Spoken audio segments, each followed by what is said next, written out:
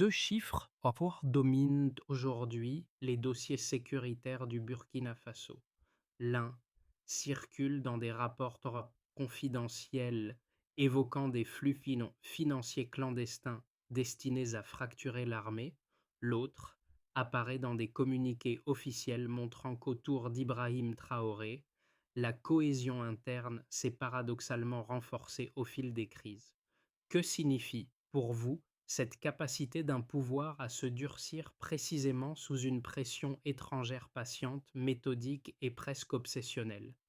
Peut-être assiste-t-on déjà à un basculement discret, où chaque tentative d'ingérence produit désormais l'effet inverse et annonce un rééquilibrage durable à l'échelle de tout le Sahel. Ce récit propose plus qu'une chronologie de complots et d'arrestations au Burkina Faso. Il offre une clé de lecture précise pour comprendre comment un État exposé aux pressions extérieures peut voir sa trajectoire infléchie, consolidée ou fragilisée selon les mécanismes réellement à l'œuvre, loin des discours publics. L'enjeu pour le lecteur est clair: saisir en quelques séquences structurées comment des flux financiers, des réseaux militaires et des relais régionaux interagissent pour déterminer qui contrôle concrètement l'orientation d'un pays stratégique du Sahel.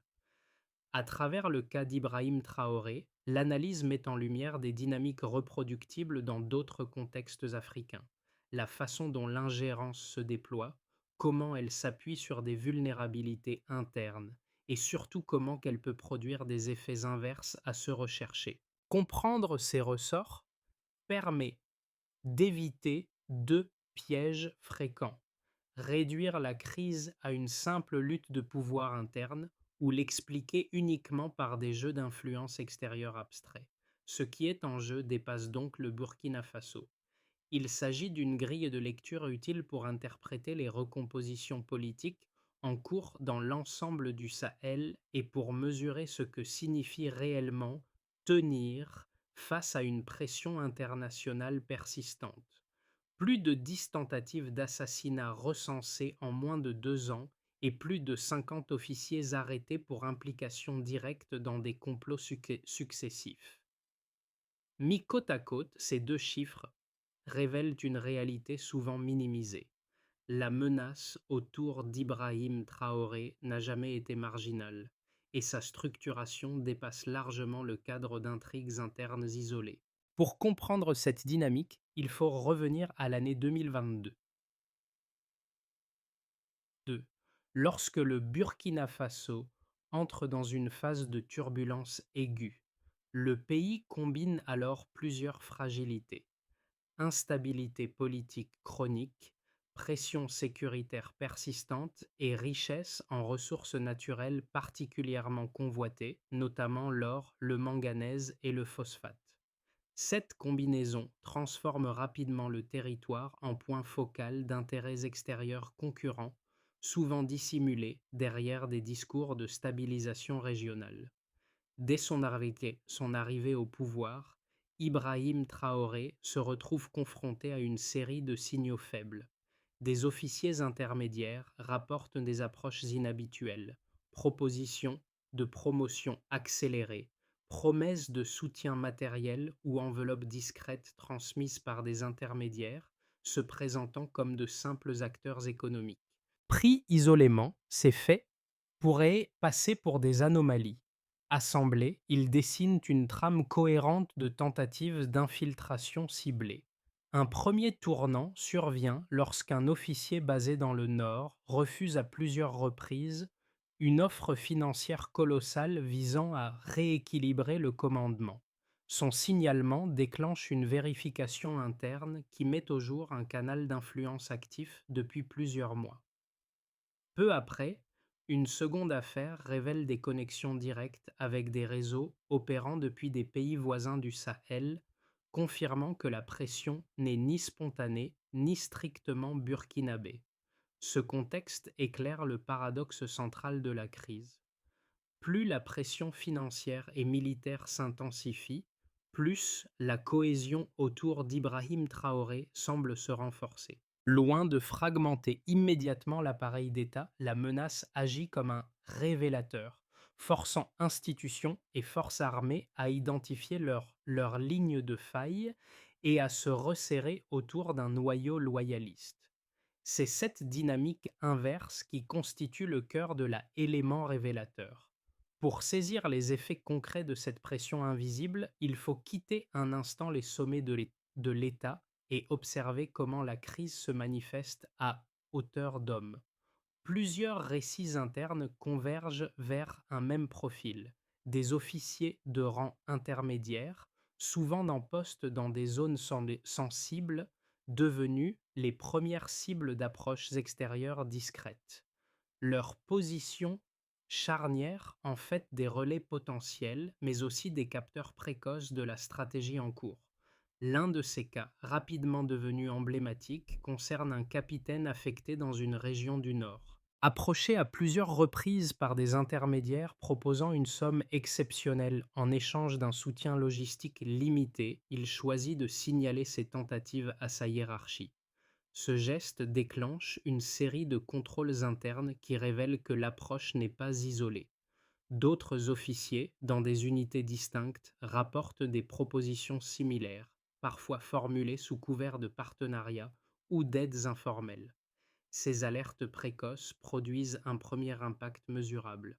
Les chaînes de commandement sont réévaluées, les postes sensibles font l'objet de rotations discrètes et les flux d'informations sont resserrés. Ce mouvement n'est pas encore une réforme d'ampleur, mais il modifie déjà la manière dont l'institution se perçoit. La menace cesse d'être abstraite et devient opérationnelle. Dans ce contexte, la figure d'Ibrahim Traoré prend d'une dimension particulière. Aux yeux de nombreux cadres militaires, il ne représente plus seulement un chef d'État, mais le point de convergence d'une réponse collective face à une pression jugée extérieure et coordonnée. Cette perception renforce dès les premiers mois un réflexe de loyauté défensive. L'impact précoce est clair. La crise, loin de provoquer une désagrégation immédiate, enclenche un resserrement interne. La menace révèle avant tout où se situe la cohésion réelle. Avant, les tensions prenaient la forme de signaux dispersés, difficiles à relier entre eux. Après, elles s'enchaînent selon une logique de séquence coordonnée, révélant une stratégie structurée visant le cœur du pouvoir burkinabé. La phase d'activation commence discrètement. Des intermédiaires, parfois introduits sous couvert d'activité commerciale, multiplient les prises de contact avec des officiers occupant des positions clés. Les approches sont prudentes, calibrées, rarement frontales. Il s'agit d'abord de tester les lignes de faille, d'identifier les profils sensibles et de mesurer jusqu'où l'influence financière peut s'exercer sans attirer l'attention. À ce stade, les montants évoqués restent limités et les propositions sont formulées de manière ambiguë, souvent présentées comme des soutiens ou des partenariats. La montée en intensité se produit lorsque ces tentatives échouent à produire les défections attendues. Les flux financiers augmentent, les messages se font plus pressants et les relais extérieurs cherchent à accélérer le tempo. Plusieurs enquêtes internes montrent que cette phase correspond à une multiplication des canaux. Là où un seul intermédiaire opérait, plusieurs apparaissent simultanément, parfois sans coordination apparente, signe d'une volonté d'agir vite avant que les contre-mesures ne se généralisent. Le pic est atteint lorsque les autorités interceptent des opérations impliquant des sommes exceptionnellement élevées. La saisie d'une mallette contenant plusieurs milliards de francs CFA marque un point de bascule. Ce n'est plus une série d'approches opportunistes, mais la preuve d'un investissement financier massif destiné à provoquer des ruptures rapides au sein de la chaîne de commandement. À partir de ce moment, la crise change de nature. Les services de sécurité comprennent que le scénario envisagé n'est pas une simple pression graduelle, mais une tentative de déstabilisation accélérée. Cette prise de conscience déclenche une réaction en chaîne. Les unités loyales sont redéployées, les sites stratégiques renforcés et les officiers soupçonnés de vulnérabilité sont placés sous surveillance. La coordination entre renseignements militaires et autorités civiles s'intensifie, réduisant l'espace de manœuvre des réseaux adverses. Dans le même temps, à l'extérieur, certains discours diplomatiques se durcissent, évoquant la fragilité institutionnelle du pays ou la nécessité d'un retour à la stabilité, ajoutant une pression narrative à la pression opérationnelle. Les répliques se manifestent après l'échec des tentatives les plus visibles. Des arrestations ciblées ont lieu, des documents sont saisis et des communications interceptées révèlent des connexions transnationales. Chaque élément démantelé expose un peu plus la structure du réseau, mais confirme aussi son enracinement régional. Loin de s'effondrer immédiatement, la stratégie adverse cherche à s'adapter en fragmentant ses opérations et en réduisant sa visibilité. Dans cette séquence, Ibrahim Traoré apparaît comme le point de fixation de l'ensemble du dispositif. La succession rapide d'événements Khombei transforme sa position. Il n'est plus seulement au centre d'une contestation latente, mais au cœur d'un affrontement ouvert entre un État cherchant à préserver sa trajectoire et des forces extérieures déterminées à la modifier.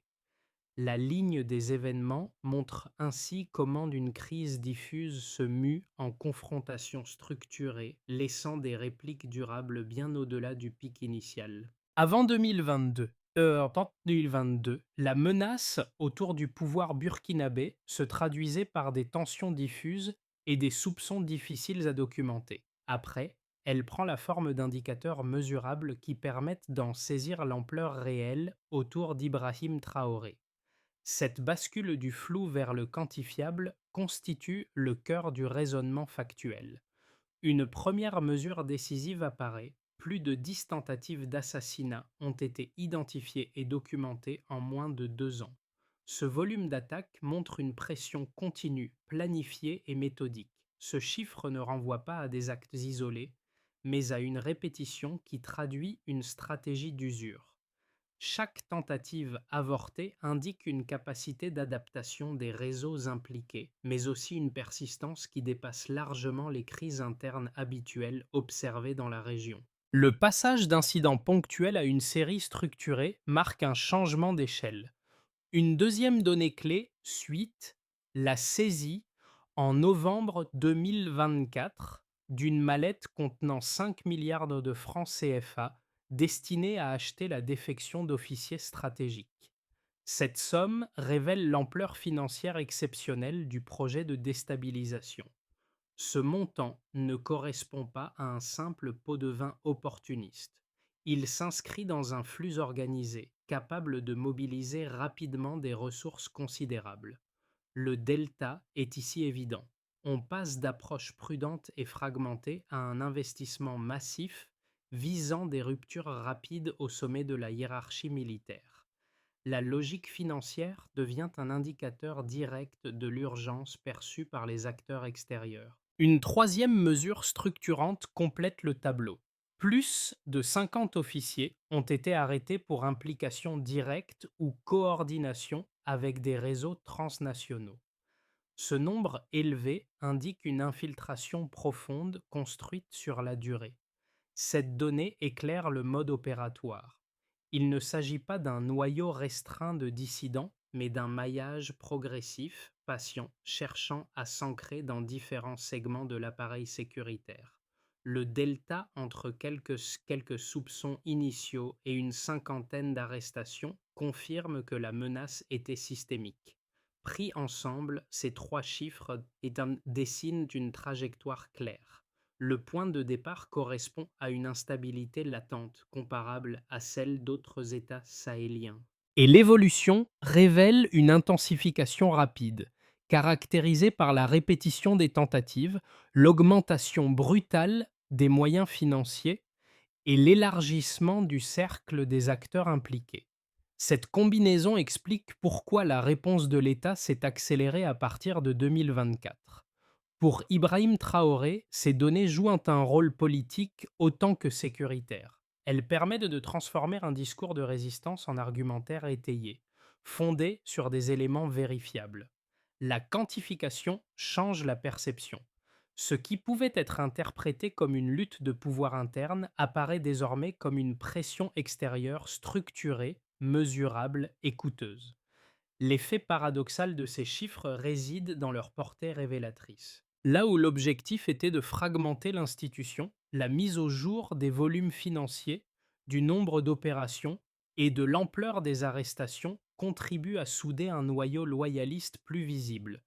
La donnée brute devient ainsi un instrument de cohésion en exposant clairement l'ampleur du bras de fer engagé. Dans les débats internationaux entourant la crise burkinabé, deux argumentaires opposés reviennent avec insistance et méritent d'être reconstruits dans leur forme la plus solide avant toute réfutation. Le premier affirme que certaines formes d'influence extérieure seraient injustifiées par la nécessité de préserver la stabilité régionale. Selon cette lecture, le Burkina Faso occupe une position critique au Sahel et toute dérive politique interne pourrait favoriser une extension des violences vers les États voisins, mettant en danger des équilibres déjà fragiles. Dans ce cadre, les pressions discrètes exercées sur l'appareil militaire seraient présentées comme des mesures préventives, destinées à éviter un effondrement incontrôlé. Un second argument, plus technocratique, insiste sur les risques liés à la concentration du pouvoir. Il soutient que l'autorité accrue autour d'Ibrahim Traoré pourrait affaiblir le pluralisme politique et compliquer la coopération internationale, notamment dans la lutte contre les groupes armés. Selon cette perspective, la dépendance à une loyauté militaire renforcée serait intrinsèquement instable, susceptible de se fissurer au moindre choc interne ou externe. Ces deux raisonnements possèdent une cohérence interne et expliquent pourquoi ils trouvent un écho dans certains cercles diplomatiques. Toutefois, les données établies par les enquêtes burkinabées en limitent fortement la portée explicative. Les plus de 10 tentatives d'assassinat documentées, combinées à la saisie de 5 milliards d'euros de francs CFA destinés à acheter des officiers, montrent que les actions observées ne relèvent pas d'une simple influence stabilisatrice. Elles correspondent à des initiatives proactives visant explicitement un changement de pouvoir. De plus, l'arrestation de plus de 50 militaires impliqués dans des réseaux transfrontaliers affaiblit l'idée d'une fragilité interne spontanée. Elle indique au contraire une pression extérieure structurée, cherchant à exploiter puis à amplifier des vulnérabilités existantes. Dans ce contexte, la résistance d'Ibrahim Traoré apparaît moins comme une source d'instabilité que comme un facteur ayant empêché une fragmentation rapide de l'État. La confrontation entre arguments et faits conduit ainsi à une conclusion nuancée. Les inquiétudes exprimées à l'étranger ne sont pas dénuées de logique, mais elles échouent à expliquer l'ampleur et la nature des opérations mises à jour. Ce décalage souligne que, dans le cas burkinabé, la principale variable explicative réside moins dans la gouvernance interne que dans l'intensité d'une pression extérieure méthodiquement organisée. Le point de bascule survient lorsque les enquêtes confirment que chaque tentative de déstabilisation produit un effet inverse à celui recherché. Les réseaux extérieurs, en multipliant les approches financières et les opérations clandestines, pensaient fragiliser l'édifice institutionnel. Ils ont surtout contribué à en exposer les failles, permettant à l'État de les colmater plus vite qu'anticipé. Cette révélation change la lecture de toute la séquence précédente. À partir de ce moment, la crise n'est plus seulement défensive. Elle devient un mécanisme d'apprentissage accéléré. Les structures de sécurité identifient leurs vulnérabilités. Les circuits financiers suspects sont mieux cartographiés et les relais internes perdent progressivement leur discrétion. Ce déplacement du rapport de force ne se fait pas par un acte spectaculaire, mais par une accumulation d'ajustements rendu possible par l'échec répété des complots. Pour Ibrahim Traoré, ce tournant marque une transformation stratégique. Il ne s'agit plus uniquement de résister à une pression extérieure, mais d'en tirer un levier de consolidation interne. La menace cesse d'être un facteur d'érosion permanente et devient un révélateur, presque un accélérateur, de cohésion autour d'un noyau institutionnel resserré. Ce glissement a une portée plus large. Il suggère que, dans certains contextes sahéliens, l'ingérence méthodique peut perdre son efficacité lorsqu'elle devient trop visible et trop coûteuse. La crise burkinabé entre alors dans une nouvelle phase, moins imprévisible mais plus structurante pour l'équilibre futur du pouvoir. Les effets du basculement observé ne restent pas confinés au cercle sécuritaire. Ils se diffusent progressivement vers quatre ensembles d'acteurs, chacun touché différemment par l'exposition des réseaux clandestins et par la consolidation autour d'Ibrahim Traoré. Pour l'État, la conséquence la plus immédiate est institutionnelle.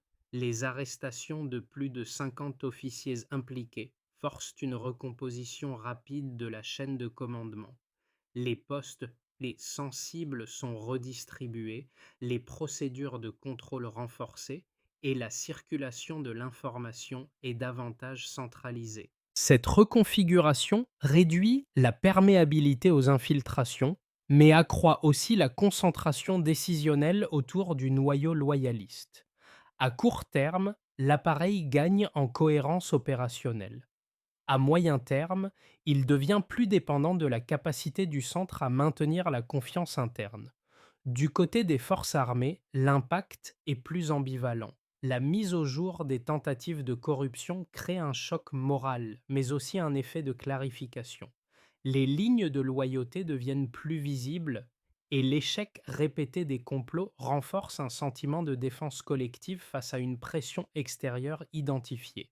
Cette dynamique nourrit une discipline accrue tout en exposant les tensions latentes entre unités ayant été plus ou moins touchées par les approches clandestines. L'institution militaire sort resserrée, mais aussi profondément marquée par l'ampleur de l'infiltration révélée. Pour les acteurs économiques, les conséquences se manifestent à deux niveaux. À court terme, l'incertitude politique freine certains investissements, notamment dans les secteurs extractifs stratégiques. Mais la révélation de flux financiers massifs destinés à la déstabilisation incite aussi à un recentrage. Des entreprises locales réévaluent leurs partenariats, cherchent à éviter tout lien avec des réseaux opaques et renforcent leurs mécanismes de conformité. Cette prudence contrainte contribue à assainir certains circuits, même si elle ralentit temporairement la dynamique économique. Enfin, pour la population, l'effet est principalement perceptible dans le registre symbolique et sécuritaire. La divulgation des complots alimente d'abord une inquiétude diffuse, puis un sentiment de vigilance accrue. Dans plusieurs zones, des initiatives communautaires émergent pour signaler des comportements suspects ou protéger des infrastructures locales. La crise renforce l'idée que les pressions extérieures ne sont pas abstraites, mais qu'elles affectent directement la stabilité quotidienne. Pris ensemble, ces effets dessinent un paysage contrasté. L'échec des tentatives de déstabilisation n'a pas supprimé les risques, mais il a redistribué les cartes.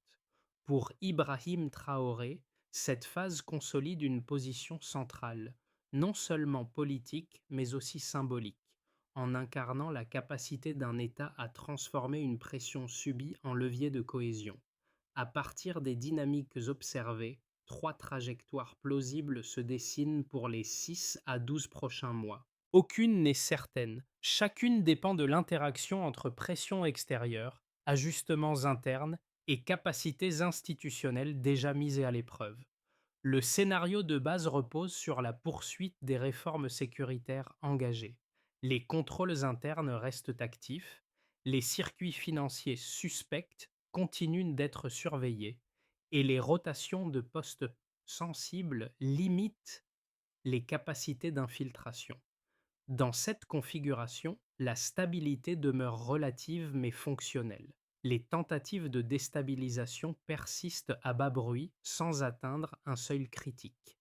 L'appareil d'État conserve sa cohésion, tandis que la pression diplomatique se maintient sous des formes plus narratives que opérationnelles. Ce scénario prolonge l'équilibre actuel, fragile mais gérable. Un scénario plus favorable émergerait si la dynamique de consolidation se traduit par une coopération régionale accrue.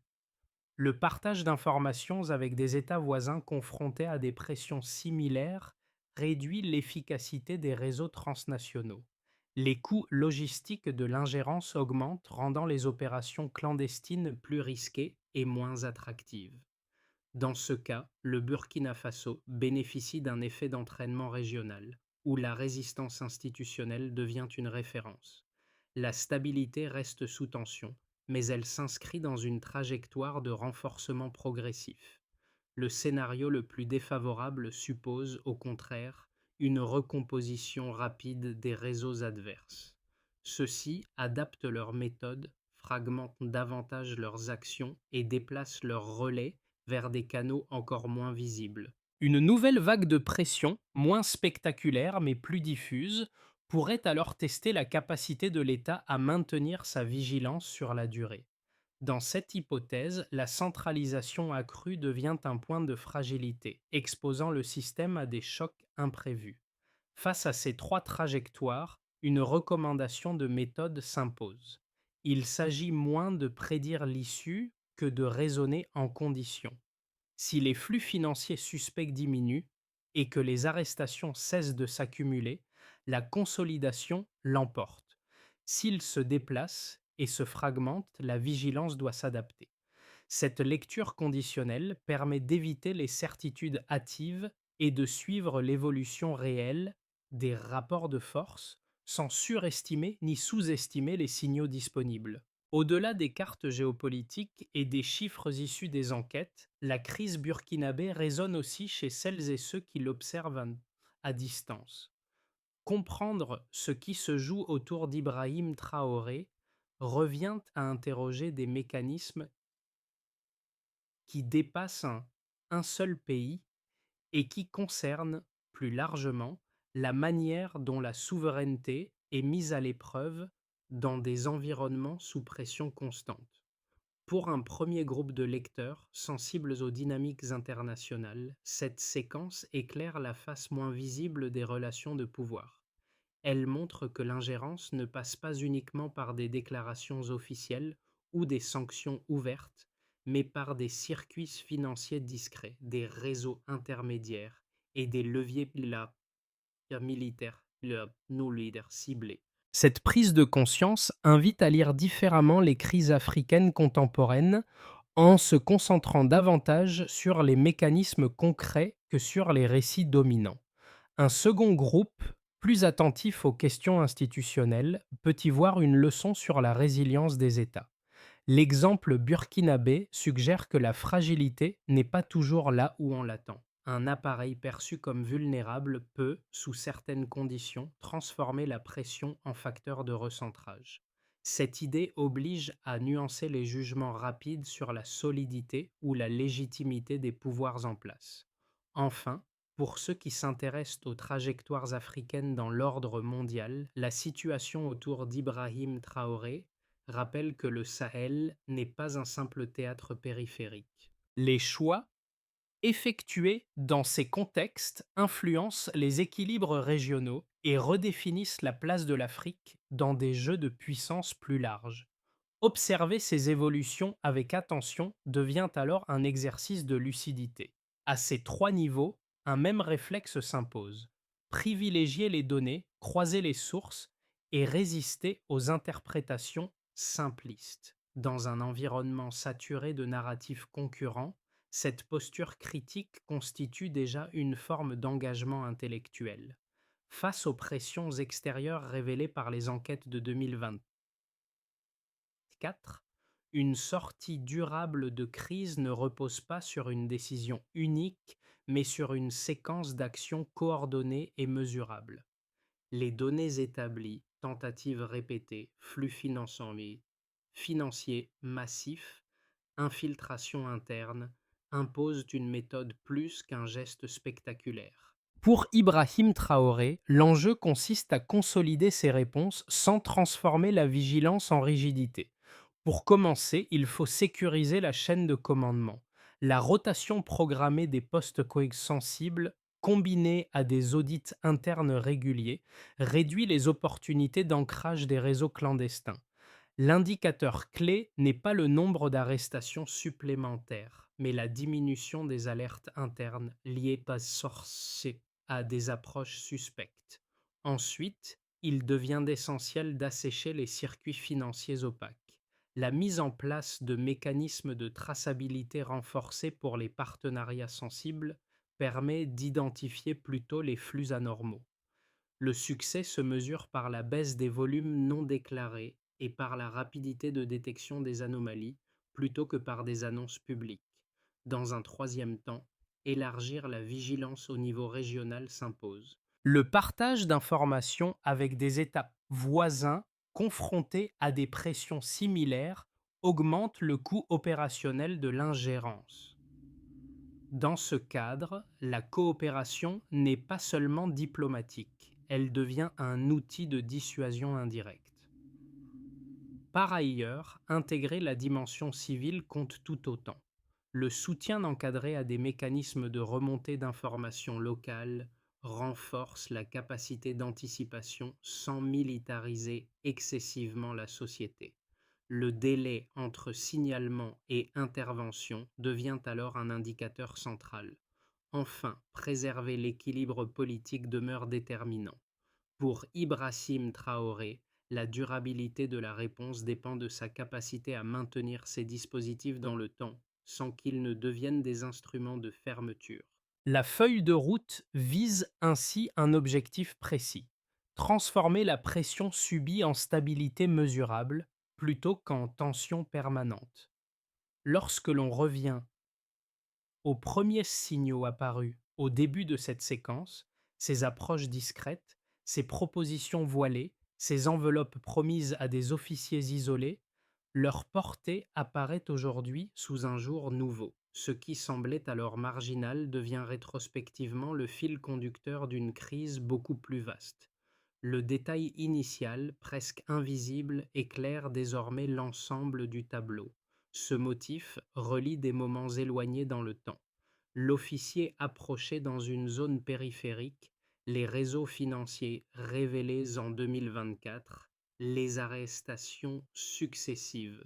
Chaque élément s'inscrit dans une même trajectoire. À mesure que la pression extérieure s'est intensifiée, la réponse interne s'est structurée, souvent sans effet d'annonce, mais avec une constance qui a fini par transformer l'équilibre initial. Dans ce récit, Ibrahim Traoré n'apparaît pas seulement comme un acteur politique central. Il devient le point de convergence d'une dynamique collective où la vigilance quotidienne, les décisions institutionnelles et les réactions populaires s'entrecroisent. La crise n'est plus seulement une succession d'événements, elle se mue en expérience partagée, marquant durablement la perception de la souveraineté. Le rappel est simple mais essentiel. Les tentatives de déstabilisation ne commencent jamais par des ruptures visibles. Elles avancent par touches discrètes, par gestes mineurs, par signaux faibles. Et pourtant, lorsque ces signaux sont reconnus à temps, ils peuvent produire l'effet inverse de celui recherché. La vigilance transforme la pression en résistance. Au terme de ce parcours, l'histoire récente du Burkina Faso invite moins à une prise de position immédiate qu'à une réflexion plus large sur la manière dont les crises contemporaines se construisent et se résolvent. Les événements analysés autour d'Ibrahim Traoré montrent que la souveraineté n'est pas un principe abstrait, mais une réalité façonnée par des choix quotidiens, des équilibres institutionnels et des rapports de force souvent invisibles. Suivre ces dynamiques, c'est accepter de regarder au-delà des récits simplifiés. Cela suppose de prêter attention aux données, aux séquences, aux détails apparemment secondaires qui finissent par révéler les logiques profondes à l'œuvre. Dans un environnement international saturé de discours concurrents, cette posture critique devient un outil précieux pour comprendre plutôt que juger trop vite. Si ces enjeux vous interpellent, prolonger la réflexion peut prendre des formes simples. Comparer des analyses issues de différentes régions, s'intéresser aux sources locales ou échanger avec d'autres lecteurs attentifs aux transformations du Sahel permet d'enrichir la lecture de ces événements. La discussion, lorsqu'elle reste informée et nuancée, contribue à rendre visibles des réalités souvent reléguées à l'arrière-plan. La trajectoire du Burkina Faso rappelle enfin une chose: les équilibres politiques se jouent rarement dans le bruit. Ils se construisent dans la durée, à la croisée de pressions, de résistances et de choix collectifs. À chacun d'en observer les signes avec lucidité.